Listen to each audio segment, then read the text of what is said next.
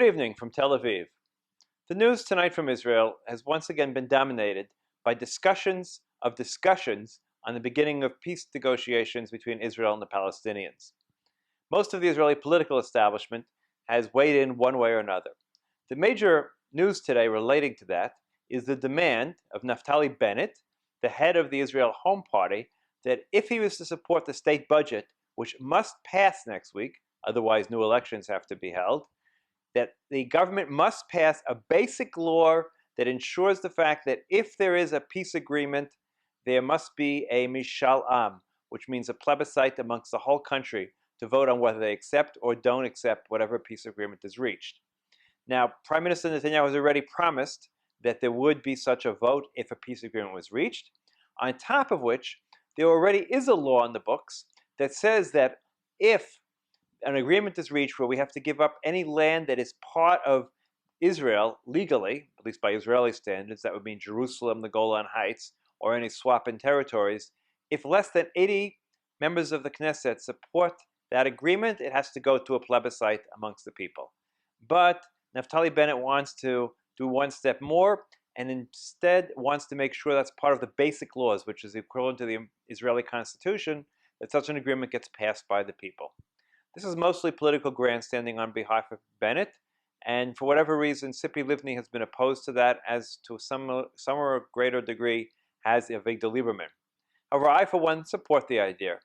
If we get to that point where we reach a peace agreement, something that's a little bit far off yet, but if we reach that point, and we do have to give up territory, and we're talking about giving up most, if not all, of the West Bank, parts of Jerusalem, to reach a final peace agreement, it should only be done by a vote of the people.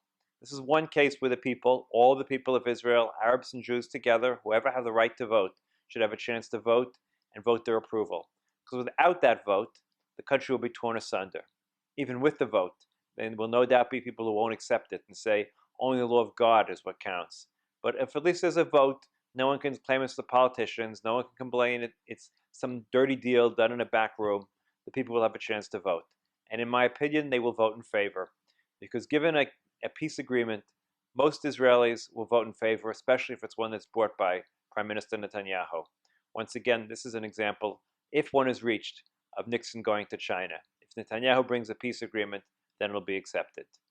Turning for a moment to Egypt, demonstrations have continued. It was interesting today when I had my weekly radio broadcast, I put on one of the topics to discuss with Egypt, and the host said to me, "Egypt?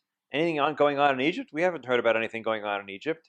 Well, the American media seems to be ignoring Egypt, and they're doing a great disservice because things have not quieted down at all in Egypt.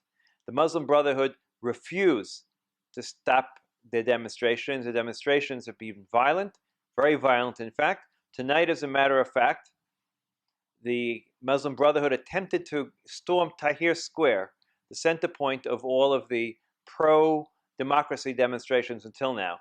They tried violently to protest their way and shoot their way into Tahrir Square.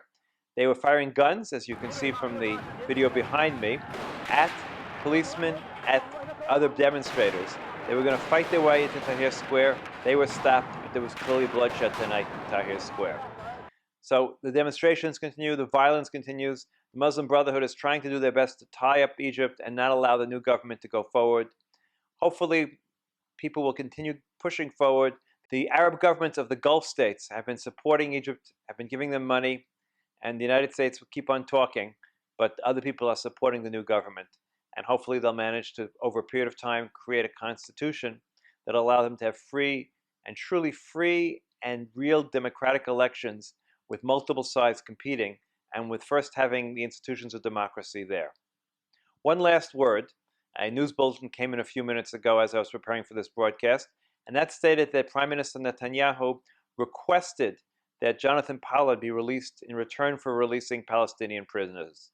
There's no reports yet what the American administration responded to that. It's certainly long due, something that should have happened a long time ago, and certainly this is the time, if we're going to release the last of the Palestinian prisoners we're holding, that we should be able to at least get Jonathan Pollard home after all these years.